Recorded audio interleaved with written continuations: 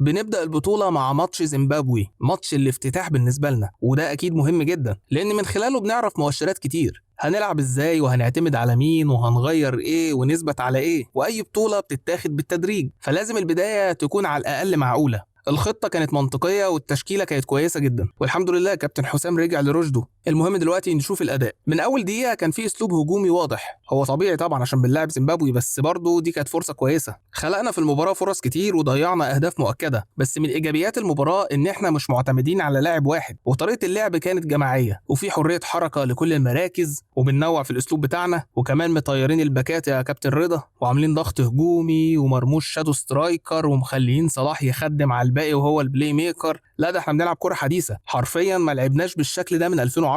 تمام كده الدنيا حلوة ولذيذة، ناقصنا بس التسجيل، واكيد طالما ماسك كورة وبتعمل خطورة يبقى اكيد هتسجل. وفعلا في الدقيقة 20 الهدف بيتسجل، بس فينا استلام خطيرة خطيرة خطيرة.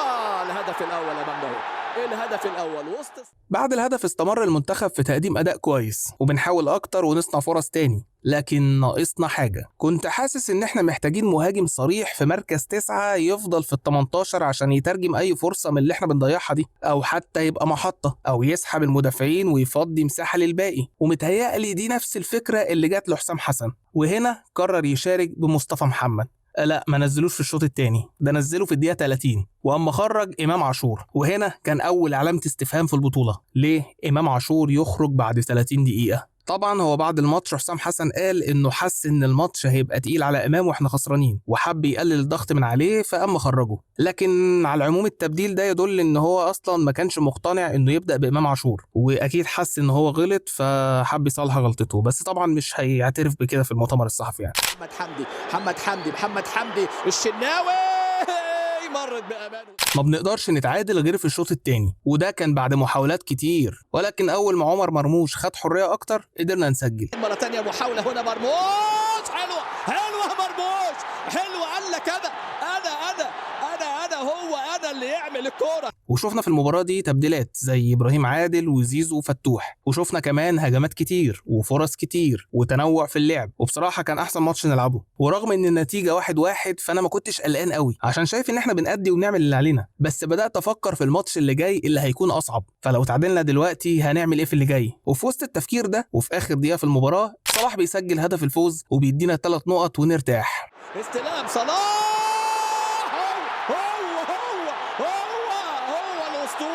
هو الأسطورة ومين غيرك.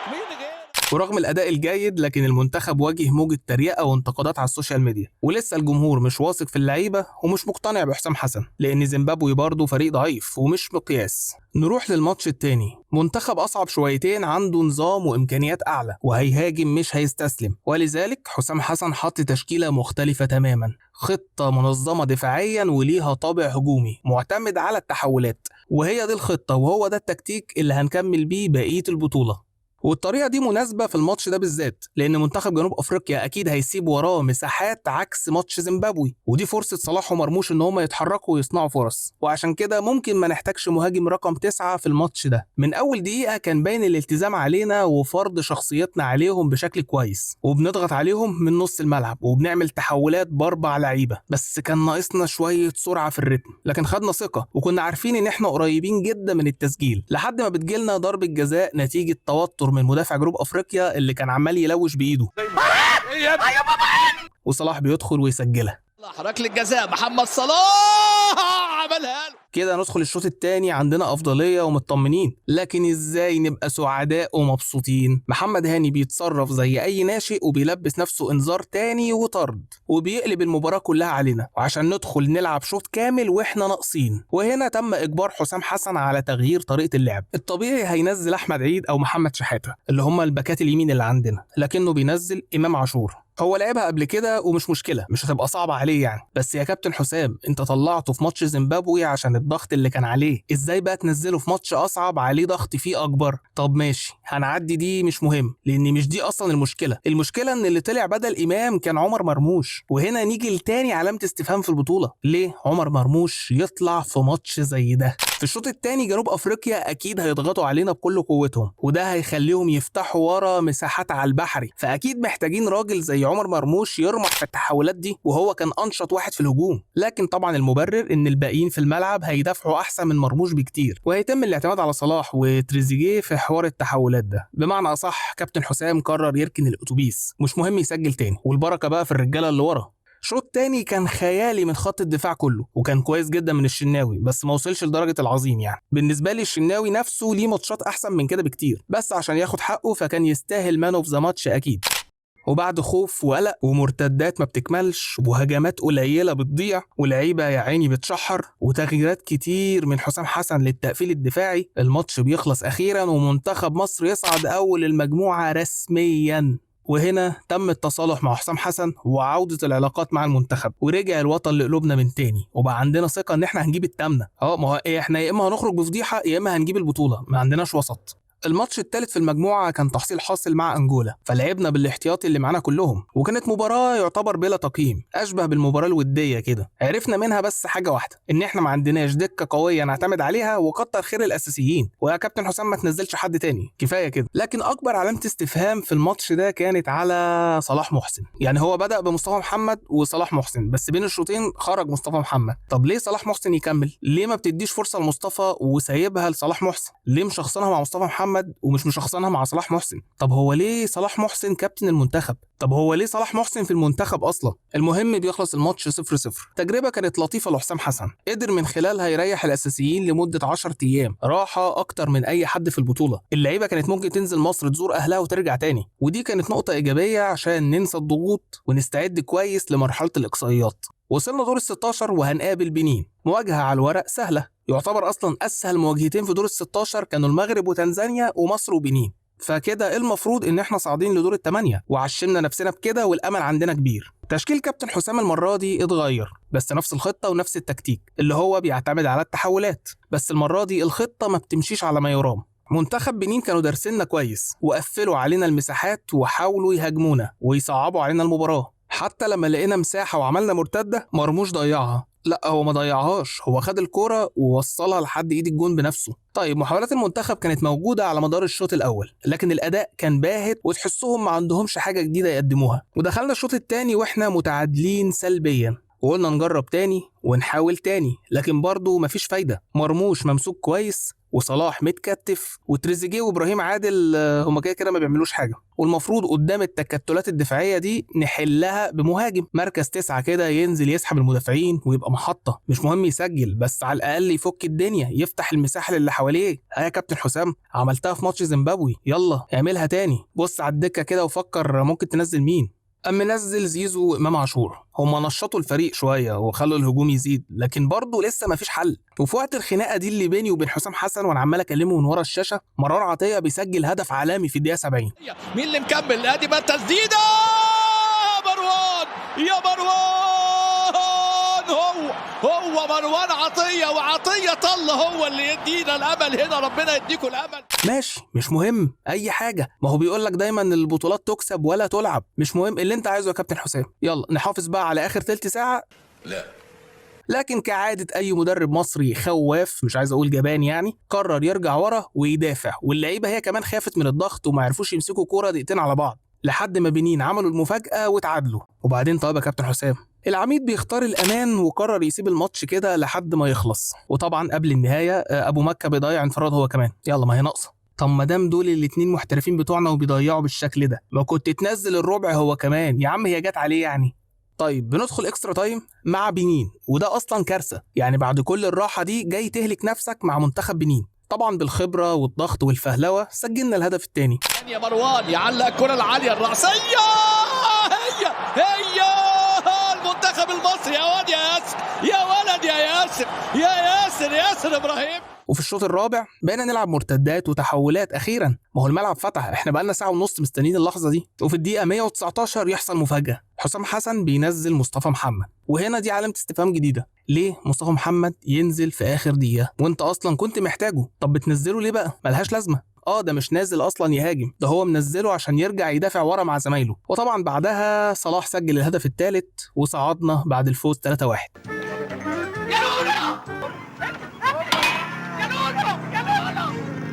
المهم كسبنا وصعدنا وده العادي اصلا، لكن في كميه عشوائيه كانت طافحه من الماتش ده بتخليك تراجع نفسك في موضوع الثقه في المنتخب، ونتاكد ان ده اخرنا في البطوله، وان كابتن حسام مش مضمون بصراحه. فهو اصلا سابنا وجري على المدرجات يغيظ جماهير المغرب. يا كابتن حسام انت استنيت ساعتين كاملين عشان تروح تغيظ الجمهور، طب روح وانت كسبان سكور. طيب ده انت كسبان بنين يا جدع، ده انت خليت شكلنا غريب. وهنا تحولت شخصية العميد وقال مش عايزين حد يشجعنا، وابتدى يعمل مشاكل هناك في المغرب. ولما عرفنا ان احنا هنقابل كوت ديفوار في دور الثمانية سلمنا للامر الواقع وقلنا اكيد هنخرج على ايديهم، افضل مننا فنيا وبدنيا، واحنا على الله حكايتنا. لكن اتفاجئت بثقة رهيبة من منتخبنا، وده كان بسبب الاعتماد على عقدة كوت ديفوار معانا.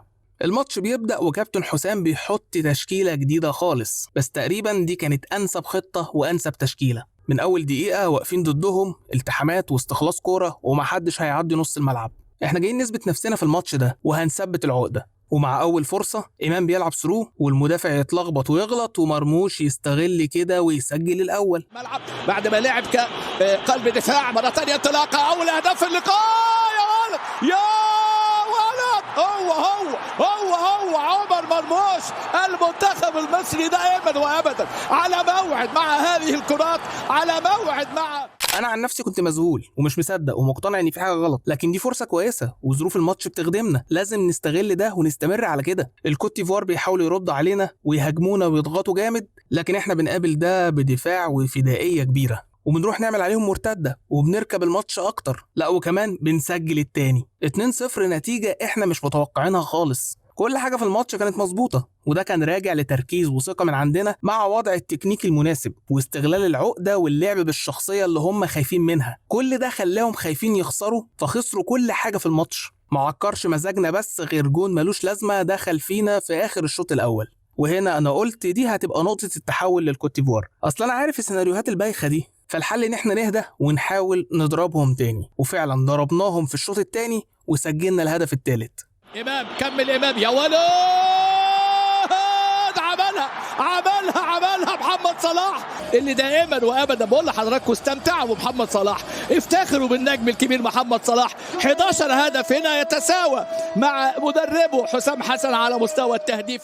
مفيش احلى من كده، احنا حرفيا ركبنا الافيال، خلاص لازم نعدي الليله باي طريقه. عايز تركن الاتوبيس بقى يا عميد اركن. الحمد لله فضلنا متماسكين وبنلعب احلى لعب، بس لازم حته سسبنس في الاخر. جون تاني بيتسجل للكوت ديفوار عشان نقعد اخر ربع ساعه حاطين ايدينا على قلبنا. تقريبا واحنا مشغولين بالماتش كده نسينا حاجه مهمه، التغييرات يا كابتن حسام. لا سيبك من تريزيجيه، هو كده ما بيأثرش. الفيفا مديانا 5 تبديلات، انا نفسي اعرف وديتهم فين. اصل اللعيبه بتقدم ملحمه كرويه فلازم نجدد الطاقه، في ناس بتموت هنا. التبديل التاني بيعمله حسام حسن في الدقيقه 92، بينزل مصطفى محمد بدل مرموش. انا مش عارف هو ايه اللي بينك وبين مصطفى محمد بصراحه. طب انت جايبه عشان تعطل بيه اللعب ولا ايه؟ مش فاهم. المهم مصر كسبت الكوت ديفوار، مكسب خلاني انا شخصيا ارجع في ارائي عن كابتن حسام واقول لا الراجل ده فعلا عنده حاجه وقدم ماتش حلو واكيد هياخد البطوله في الاخر. فحتى لو عنده شويه عيوب هنستحملها ونعدي المشاكل اللي مش عاجباني دي. المهم ناخد التامنه. بالنسبه للخمسه احنا لعبنا 5 طول الماتشات اللي فاتت من اول جنوب افريقيا، احنا لعبنا 5. مفيش فرقه لعبت 5. ابتدوا يلعبوا 5 بعد ما انا اشتغلت، بعد ما لعبت انا مع جنوب افريقيا في اول في تصفيات المجموعه. طيب هنعمل ايه دلوقتي؟ احنا هنلاعب السنغال في السيمي فاينل. بقول لك ايه، احنا ما بيهمناش حد والعميد بيطوح، وهي دي فرصه الانتقام اللي الكره بتديها لنا من تاني. كابتن حسام لأول مرة بيكرر تشكيلته وخطته، يعني بمبدأ طالما ماشية ما تلعبش فيها. ومن أول دقيقة منتخب السنغال كان بيضغط علينا جامد في التلت الأخير، وده عشان يفسد أي بداية لعبة من عندنا، فده يجبرنا على لعب كور طويلة ما بنستفادش بيها بأي حاجة. وطبعا صلاح ومرموش بعاد عن بعض ومفيش ربط بينهم ومفيش أي حلول عندنا، ولا عارفين نعمل تحولات ولا نعمل مرتدات ولا غيره. وفضلنا على كده لحد الشوط التاني كمان. يمكن الموضوع بقى أسوأ، احنا موقفين خطورة السنغال حلو جدا وعاملين دفاع حديدي، لكن في نفس الوقت احنا بنستخلص الكرة منهم وبنطوحها قدامه وخلاص، ولا عارفين نبني ولا نلعب ولا نحافظ على الكرة ولا لينا شكل في الملعب نهائي. وده أكيد راجع لمذاكرة كويسة من مدرب السنغال. يبقى المفروض الحل هنا عند كابتن حسام، لكن هو ما فكرش يحل بأي طريقة واستسلم تماما للطريقة الدفاعية البحتة دي بدون تغيير في أي حاجة من نوعية الخطة. ده حتى لما نزل تريزيجيه بدل فتوح ما ضافش أي جديد، وده عشان الحل مش في الأطراف ولا المشكلة كانت في الباكات. المشكلة في الفجوة اللي بين الهجوم وبين وسط الملعب والدفاع، كان راصص الفريق كله ورا ومش مخطط هيعمل ايه قدام، ومش مخطط هيعمل ايه اصلا بعد كده. هتقولي انت عايزه يهاجم يعني ويتعبى جوان؟ لا، انا مش عايزه يفتح الدنيا، بس على الاقل يبقى لينا محاولات، يبقى عندنا امل، يبقى عندنا حاجه نقدمها. شفت ان التحولات مش نافعه، غير في طريقه اللعب. شايف ان اللعب على الارض مش نافع وهتلعب كور عاليه، يبقى لازم تنزل حد يعرف يعمل ارتقاءات ويجيب الكرة من فوق، نكسب اي كرة منهم بدل ما بنخسر كل الكور كده. كان لازم تنزل مهاجم محطة تسند عليه، على الاقل تعرف تخرج بالكرة من ملعبك ويبقى ليك اسلوب وشكل. لكن الجبن والانهزامية دي ملهاش غير نتيجة واحدة، هي الخسارة. بعد هدف السنغال قرر كابتن حسام يعمل تبديلات وينزل المهاجم اخيرا. يعني الفكره ان هو خسران وفاضل 10 دقايق، يبقى اكيد لازم ينزل مهاجم. الاغرب بقى في الدقيقه 94 قام منزل مهاجم كمان اللي هو صلاح محسن. مش عارف هو ممكن يعمل ايه في اخر 15 ثانيه يعني. عموما انا متاكد ان التبديلات دي ما كانش ليها اي اساس علمي بالنسبه لحسام حسن، غير بس ان هو بيحاول يعمل اي حاجه بعد فوات الاوان. خساره مستحقه يتحملها في المقام الاول والاخير كابتن حسام. ولو رجعنا قلنا اصل دي الامكانيات وهو لعب على قده، فانا ما عنديش مشكله اخسر واخرج من بدري كمان، بس على الاقل نعمل اللي علينا، ما يكونش اول شوطه مباشره لينا في الدقيقه 94 يا بشر. احنا ما جيناش حرفيا. الاصعب بقى ان كابتن حسام خرج وطلع مبررات مش منطقيه للخساره دي. يعني انت خارج وبتشاور للجمهور ان احنا معانا 7 بطولات، ده اكيد مش رد على العبث اللي انت كنت بتعمله في الملعب. ده بالظبط عامل زي لما تلاعب عيل صغير وتكسبه، يقوم لامم حاجته ويعيط وما يكملش لعب ويطلع البيت مقموص. البطوله خلصت بالنسبه لنا من المرحله دي. يعني ما تقوليش ثالث ورابع بقى، كده كده ملهاش لازمه. الحصول على المركز الرابع مش انجاز ولا حتى تمثيل مشرف، عارف ان احنا ما كناش متوقعين الوصول للمرحله دي. عموما مش عايز اتكلم عن حسام حسن كتير، ومش عايز اتكلم عن بقيه اللعيبه برضه. انا قلت هقيم اداء المنتخب بشكل عام في البطوله وخلاص على كده. لكن لو عايز تعرف رايي في حسام حسن فانا هعمل فيديو تاني عنه، ولو عايز تعرف رايي عن اللعيبه او كان المنتخب بشكل عام فبرضه هيتعمل لهم فيديو تاني قريب. انا ناسي حد تقريبا، صح؟ مو صلاح. ما تخافش، في فيديو مخصوص عن مو صلاح وتخاذله مع المنتخب. نكتفي بهذا القدر عشان ما نطولش الفيديو اكتر من كده. يلا اشوفكم على خير، سلام.